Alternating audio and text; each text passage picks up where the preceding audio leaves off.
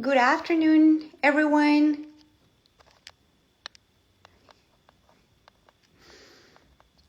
Nice. Good afternoon, everyone. Thank you so much for joining. And let's give just a couple of minutes while people are trying to enter to this live session. And thank you so much for joining.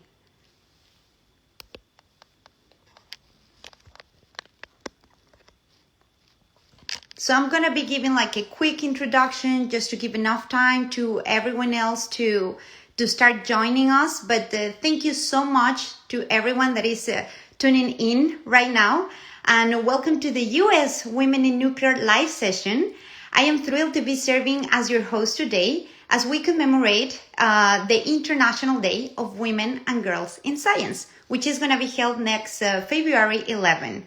And to let you know a little bit about U.S. Women in Nuclear, we are an organization of women and men who work in the nuclear energy and technology fields around the United States. And part of our vision is primarily aimed at positioning the United States for the future of nuclear energy and technology through the advancements of women. So before we continue with today's session, let me quickly introduce myself. My name is Jenifer Avellaneda, and I'm one of the faces behind the U.S. Women in Nuclear outreach account. I am a probabilistic risk assessment engineer, currently working at Westinghouse Electric Company, and I mainly support risk assessment activities at numerous nuclear power plants around the U.S., internationally as well sometimes. So now, as we celebrate the achievements and contributions of women in science, I am very excited to delve into one of the latest and most groundbreaking discoveries in the field of nuclear science. Our topic for today is the recent fusion breakthrough made by the Lawrence Livermore National Laboratory this past December. And I'm pretty sure you read about that on the news. And to talk about this topic, I have the honor to present Dr. Heather Whitley, who is an Associate Program Director for High Energy Density Science at the Lawrence Livermore National Laboratory. So she will be joining us to share her insights and perspective on this game-changing discovery. So whether you are a nuclear professional or just someone very curious about the advancements on this field, I invite you to join the conversation and engage with us in the chat. So give me a moment and let's give a warm welcome to Dr. Send an invite. So she will be joining us shortly. And in the meantime, please feel free to grab a cup of coffee and sit back. Hello, Dr. Heather. Welcome. Hi, thank you. How are you doing? We are very excited to have you here today. It's great to be here. Thank you so much for having me. Excellent. Well, as I mentioned before, right now, throughout this session, we would like, as Women in Nuclear, to commemorate the International Day of Women and Girls in Science, and this is part of these sessions. But before we quickly start with our session and talking about this groundbreaking event that happened the past December regarding fusion at the National Lab, why don't we go, let's define a couple of terms, because I've seen a couple of comments over here and a couple of questions that were sent previously. So do you mind defining for us what is ignition? Sure. What is fusion? Sure. So fusion is a process that happens when two light atoms collide to make a heavier atom, and they release energy in the process. So that's what fusion is. And ignition is when we have achieved a set of conditions that enable us to get more energy out of our fusion implosion than we put into it. So at our lab, we drive ignition using a giant laser. We actually have the world's most energetic and most powerful laser here. And it uses 192 beams to focus in on a little sample, smaller than a BB, maybe the size of a peppercorn.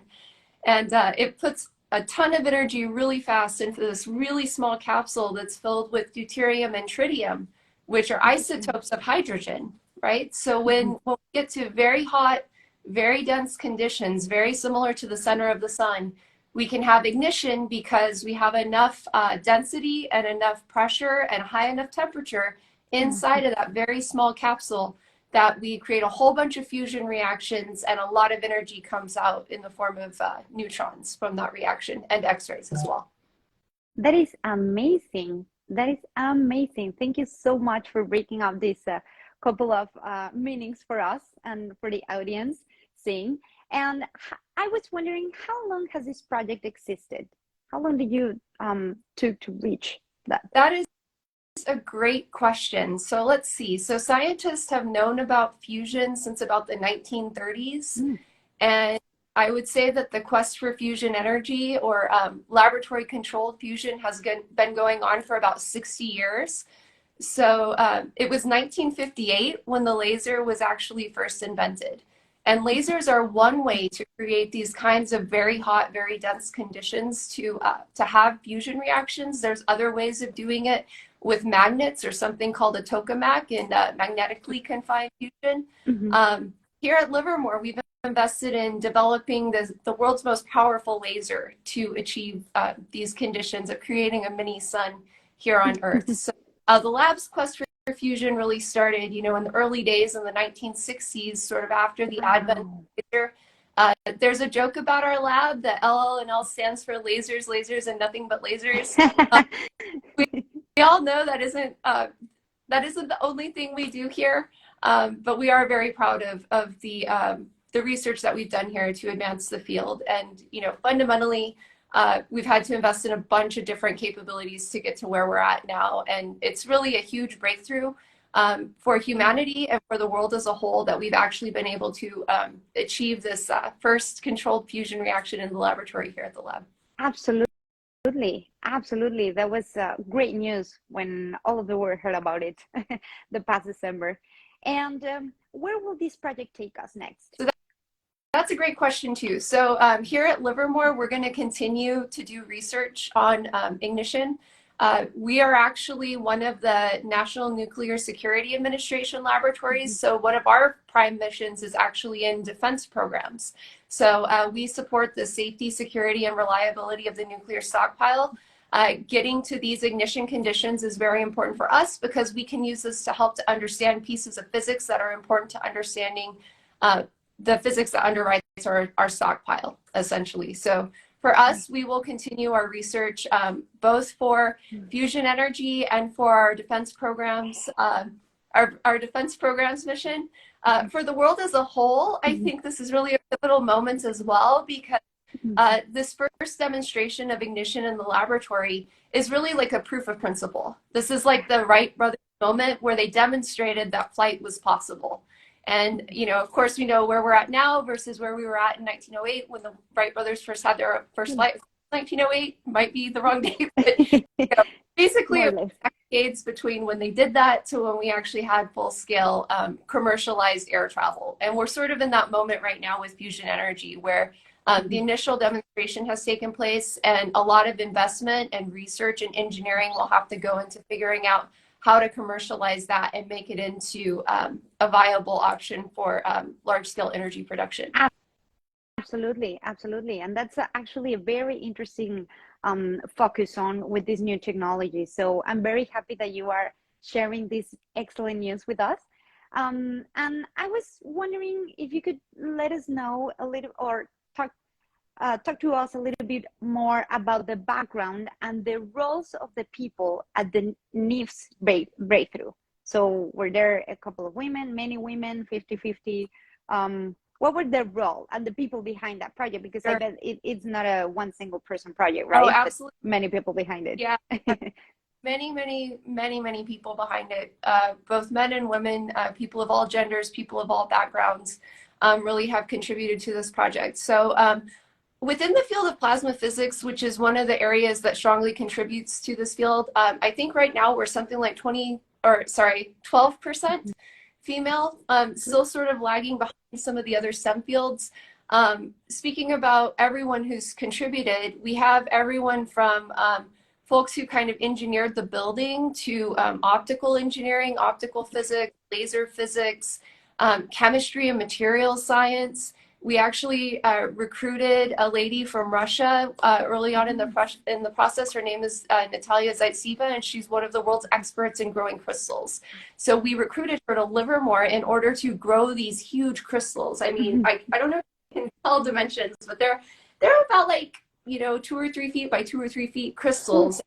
Slice those in order to make these conversion crystals that we use for the laser to do something that frequency conversion, where we actually take photons that are red photons and turn them into blue photons by passing them through these crystals. So, I would say, like, in terms of diversity, I think we're getting better. The number of women and the number of minorities is increasing in the science fields, and we still have a lot of work to do there. But really, I want to emphasize that it's not just scientists and engineers who have contributed to this breakthrough. It's many different disciplines. And I myself am actually a theoretical chemist by training, so I kind of came into this field sort of serendipitously due to my own interests in different aspects of physics and seeing where the skills that I had learned as a graduate student could take me in new directions. So so we're excited, and I'm really hopeful that this sort of, having fusion on the front page of the papers is something that helps to draw people into this field, because we really do need a lot of people. The Department of Energy is hiring all over the place. So it's not just Livermore, it's really our entire complex that's hiring. I couldn't agree more. I think there's a high need to gather the best talent around the world to keep developing these breakthrough technologies, And as you brought into the topic, I believe women are essential to the strong development of the global nuclear sector, or science and technology nuclear sector. And in order to be more competitive, I believe that business need to have the best people working on it, the best talent. And that's why it is very important to have equality of opportunities as well. So it is great that you're mentioning that you are hiring, because that is awesome. I remember also reading a couple of articles at the International Atomic Energy Agency webpage, and we know that only 22.4% of women are in this field, only 22%. So I would like to learn a little bit more from you as how we can continue to improve these numbers. And to all the people joining us, let's remember that you can get engaged in the chat. We are talking with Dr. Heather, and please continue. Sure. So I think, one thing that I've seen over the course of my own career is that the number of women in chemistry has actually increased quite significantly over the years. And I think that one of the reasons for that is because it's sort of a field that has an impact on society that's visible, right? So again, I think, being more out there and having a visible impact helps us. I think representation matters. I think seeing women in leadership roles, either technical leadership, managerial leadership, looking at our Secretary of Energy right now, Dr. Jenifer Granholm. I mean, she's obviously a woman. The head of the NNSA is female right now. Our laboratory director, Dr. Kim Budil, is female. So really, I think the representation matters. And about sort of where I came from to where I'm at now. And I think it's really important to give back. And as we kind of break through different barriers, or we learn things, we help to educate those who are coming behind us, right? And give them a hand, pull people up. I was thinking about this a little bit this morning. I had read Michelle Obama's autobiography, and I was quite struck by her story of where she came from and what she's accomplished in her life. And one of her main tenets that she said many times is, when they go low, you go high. Yeah. And that's something that I think I try to aspire to. And I think that it's something that can help us rise above some of the actual or perceived barriers that we may face in life. But I think it's really important as women in this field that we get out there and we interact with younger generations, and really, encourage young people of all genders to really be empowered to take those risks.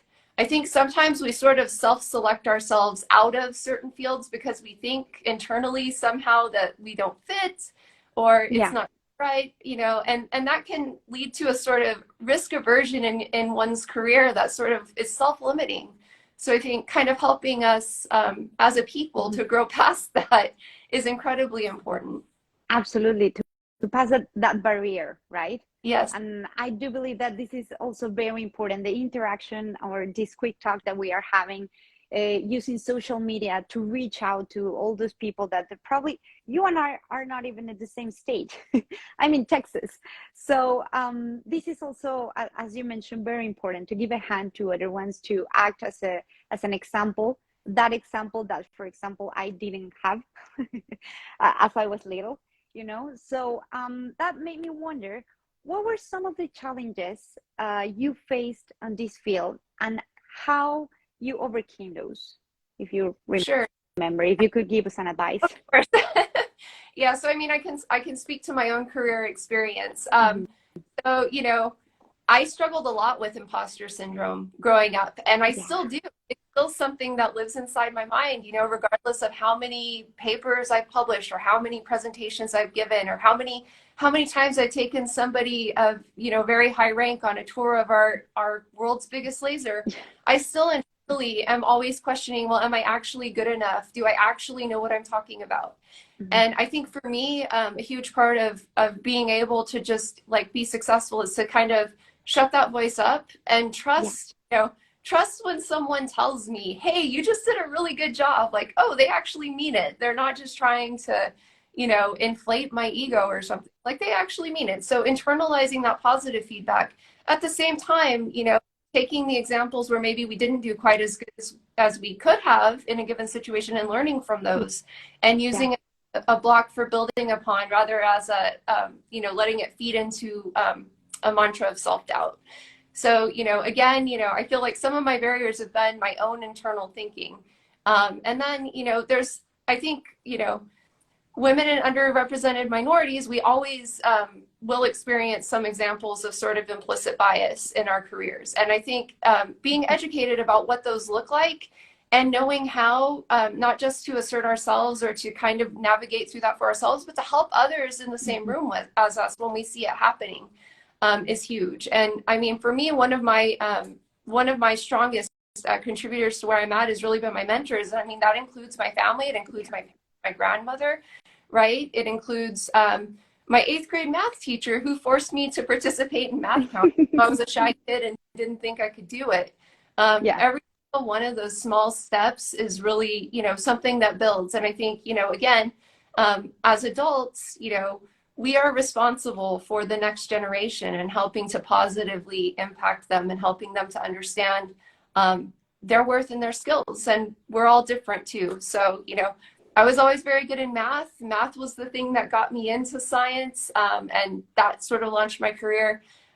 There's others who are very good at other things. There's people who are Yeah. very good at things with their hands, and all of those things are just so important. So, you know, one of the key things that I try to emphasize for young folks is to like know yourself, get to know what you enjoy, and I think when you find the things that you enjoy, you will thrive as you continue to develop those skills. Absolutely.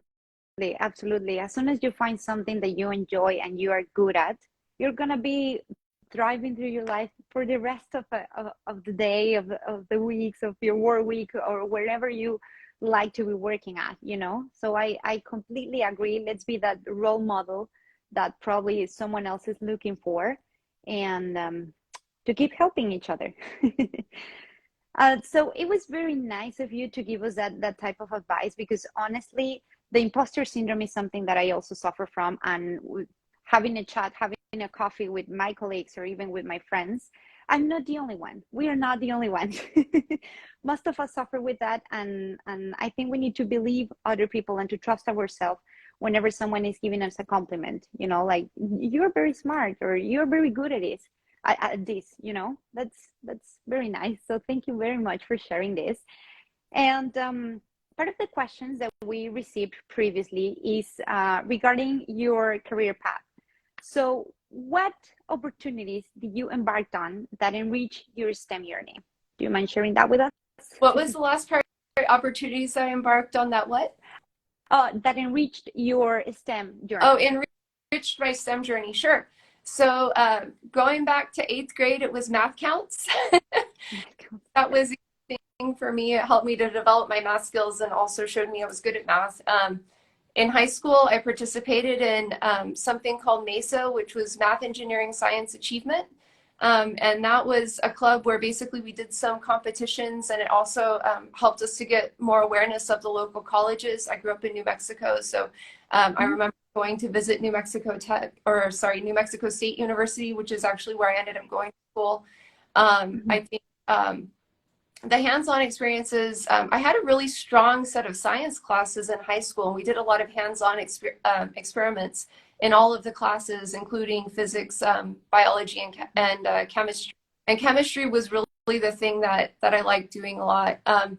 In college, and this is a piece of advice that's sort of directed towards STEM students, but I think you know, getting into research as early as possible in your academic career, for me, that was very foundational. I started working in a research lab when I was going into my sophomore year in college, and I was doing programming, actually studying how clays swell when they're exposed to water using computers. And, you know, this was so we had like Pentium 3 and Pentium 4 processors, and that was state of the art. So a lot more with computers now, but that, I think for me, I really latched onto that. I got involved in research really early on. I knew it was something that I enjoyed. And as I went on in my career, you know, I went to grad school here at UC Berkeley. That's how I ended up in the Bay Area. And at Berkeley, I kind of branched out. At New Mexico State, I had studied quantum mechanics. I found it super interesting. So in grad school, I continued with theoretical chemistry, but I branched out to quantum mechanics. And then I came to the lab here, branching out a little bit further. I got into electronic structure and studying semiconductors. And that was more for like solar cell applications. As I got into my postdoc here at the lab, I got exposed to plasma physics for the first time. I didn't even know about the National Ignition Facility before I came here. And then I found out that some of the quantum mechanical methods that I had applied in my graduate school research actually applied to plasmas too. So I'm involved in plasmas through, you know, through theory and computation. And then eventually I came over to designing experiments to do with the NIF, because we wanted to test the theories that we developed. And then I got into weapons design here at the lab. And then I got into management in the position that I'm at now as Associate Program Director for High Energy Density Science. I'm in a great position now to advance other people's careers and really bring up the level of science and technology that we can do, and really, you know, influence the direction that we're headed. Because I do have sort of a broad purview over the portfolio of experiments that we do at the National Ignition Facility. So I guess that's in a nutshell, my career and some points. That's an amazing journey. Thank you so much for being here and for sharing these exciting words with us. It's incredible what you've accomplished, and that you are our first invite for this first live session of U.S. Women in Nuclear Outreach account. We are very honored to have you here. And although that sounds great, that you actually have amazing opportunities throughout your career, and talking about it, are there any current positions for women, for men within the lab right now? And I'm not only focusing on engineering, because I know we not only need the engineers or science or technicians, but probably there are many others available positions or opportunities for any other people, right? Yeah, absolutely. So we have, our website is careers.llnl.gov.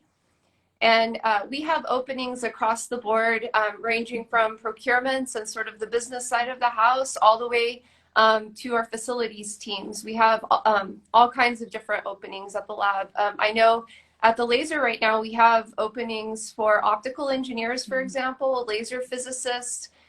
We have openings within our weapons physics and design program for designers, both for ignition experiments and for our weapons mission. So there's really a lot here. We also have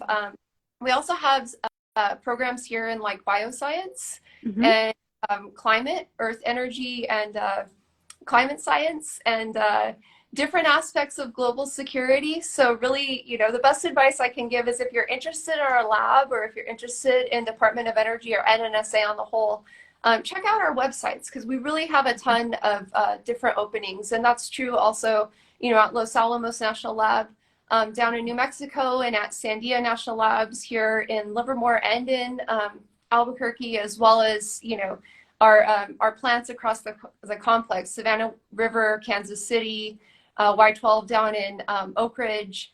And yeah, I mean, Lawrence Berkeley, maybe also, our friends across the Bay Black. We have a lot of different openings across our industry right now. So it's really a great time if you're interested and looking for a job to check us out. That is amazing. Thank you so much for sharing that with us. And I think it's very, very important. So additionally to all the viewers, at the end of this call, I'm gonna repeat the web pages or the web page to look out for that opportunities, and not also to look for opportunities, but to research a little bit more about the Lawrence Livermore National Laboratory and the Sisters Laboratory, right? That you mentioned. I remember. So that is great. Thank you so much for sharing your journey through this industry. It has been an honor to have you here. And just before we say goodbye, I would like to go over a couple of questions that people left over the past few weeks, where they were published on our Instagram account. So I gathered a couple, and let's go with the first one. This is a very interesting question because it is talking about the fusion power as a source of electricity. So it says, would the US need a significant redesign for fusion power plants to come common? Yes. Long story short. So the experiments that we're doing right now, we're actually pulling about 300 megajoules of electrical energy off of the grid in order to charge up a huge capacitor bay. And we use that energy basically to bump up the energy of our laser, which really starts out as a nanojoule of energy coming out of a little pump diode laser in our master oscillator room. So we use the electrical grid to basically energize laser glass and then pick up energy from that. And then by the time that we take that pulse and send it into the target chamber, we've energized it up by about 13 orders of magnitude, which is amazing. But we're really going from 300 megajoules of energy from the PG&E grid here in California to 2 megajoules coming out in laser, right? So in order to make this commercialized, we'd have to be able to do many more shots at a faster rate, and we'd have to have more technology. And I will say that there are more efficient laser technologies out there. We actually built the National Ignition Facility starting in 1999, and we started doing shots in 2009, and technology has come quite a ways forward since then. So there are technologies that would enable us to build more efficient laser systems, sure. But taking it from our initial proof of concept to a more efficient laser and then into something ultimately commercializable really is probably a decadal challenge, maybe a decade or two. It's a short time. Of course, yeah, short time, but it's short in the grand scheme of things, but it's not, I don't anticipate we're going to see a fusion power plant in the right? And then there's also other technologies like magnetic confinement, right? Which I think is still on the table. So it's, it's really too early to say this is the path forward and we are going to do this with lasers, right? But absolutely. I guess we can conclude that it depends on research, development, funding, but overall talent. So people remember this. Yeah. Nice. There's also a question asking about fusion and fission, but I believe we went through that at the very beginning of this call.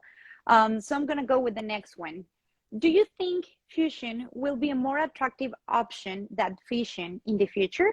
Sure, yes. So fission itself actually releases more energy per reaction than fusion, but in terms of mass, of fuel mass, fusion is about 4 times more efficient than fission. In other words, if I have a kilogram of fission fuel, I can produce 4 times more energy from a kilogram of fusion fuel than I can from that kilogram of fission fuel.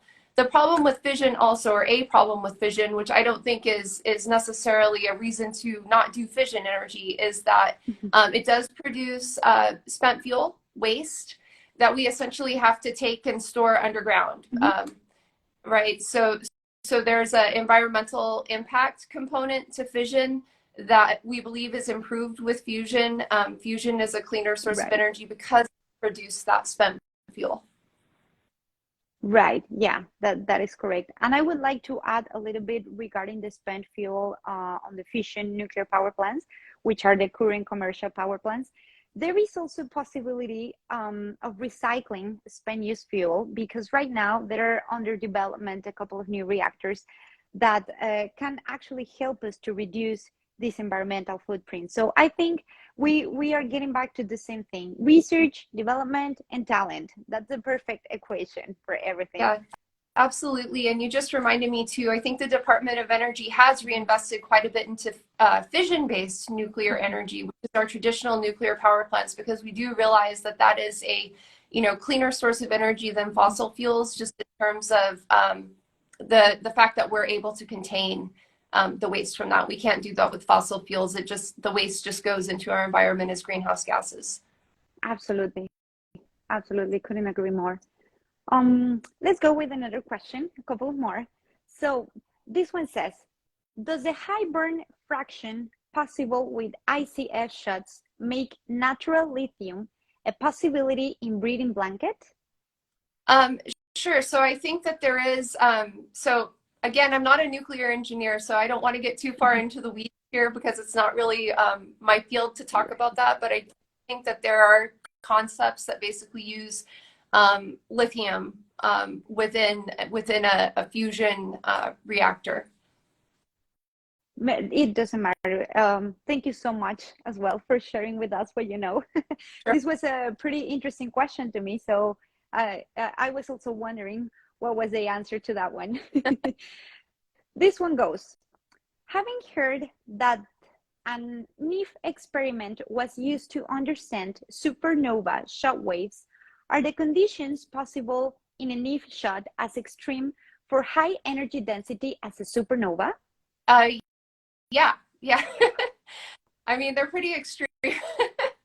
So the conditions that we get to inside of our ignition capsules now are literally hotter than the center, or hotter than the surface of the sun. It's more consistent with the center of the sun.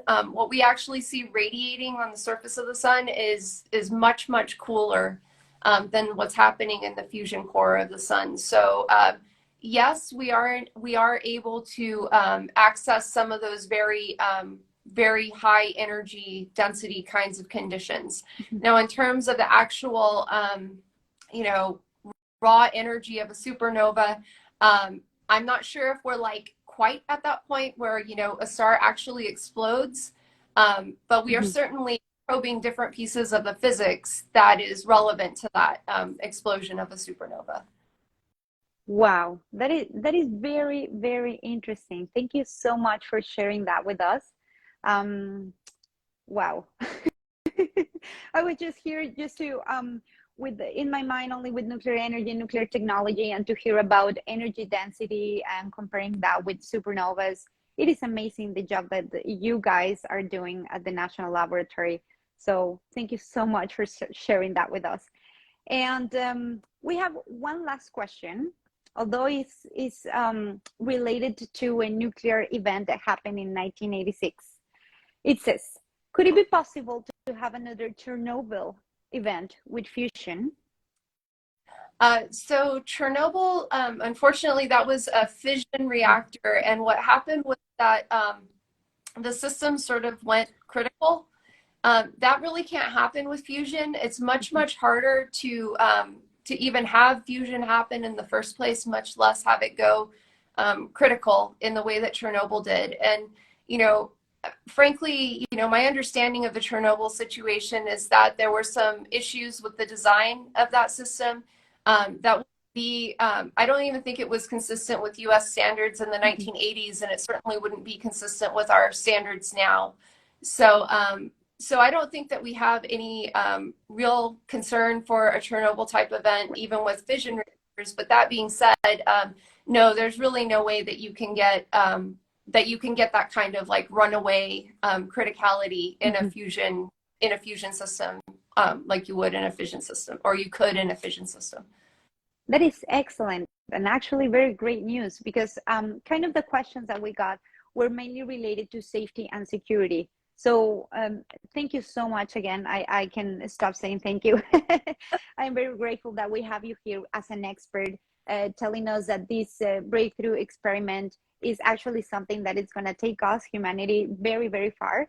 And additionally, it's going to help us on the electric energy industry, you know?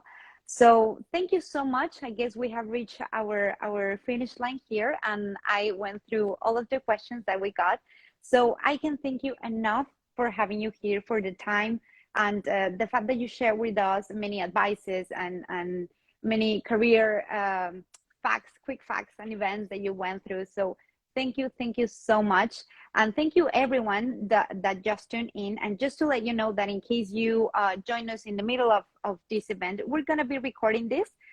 This is a record session, and we're gonna be sharing it later afterwards, so you can see it later and share it with your family and friends. To see Dr. Heather sharing here with us amazing aspects about her journey on the National Laboratory. And well, just to share with you again, to the viewers, where can you find more information about the Lawrence Livermore National Laboratory? You have to access the www.llnl.gov. You can see the careers there. You can also reach out to them through Instagram and all the social media that they have on there. Just scroll all the way down and you're gonna see the icons over there. And in case you also like to know a little bit more about US women in nuclear, you can also go to our webpage, www.winus.org. You can also have access to our social media. If you scroll down, you're gonna see Instagram, Twitter, YouTube, and anything that you can imagine. Thank you so much again, Dr. Heather. Anything else that you'd like to share with our viewers today? So I just want to say thank you to you, Jenifer, for inviting me, and thank you to U.S. Women in Nuclear for having this event. It's really been an honor to get to speak with you today, and I really hope that we were able to reach some folks and maybe stir up some excitement in this field. So again, just thank you to you, and thank you for all of you for joining us and submitting questions. So. All right, till next time. Thank you so much. Bye-bye, everyone. Bye-bye, Dr. Heather. Bye. Here.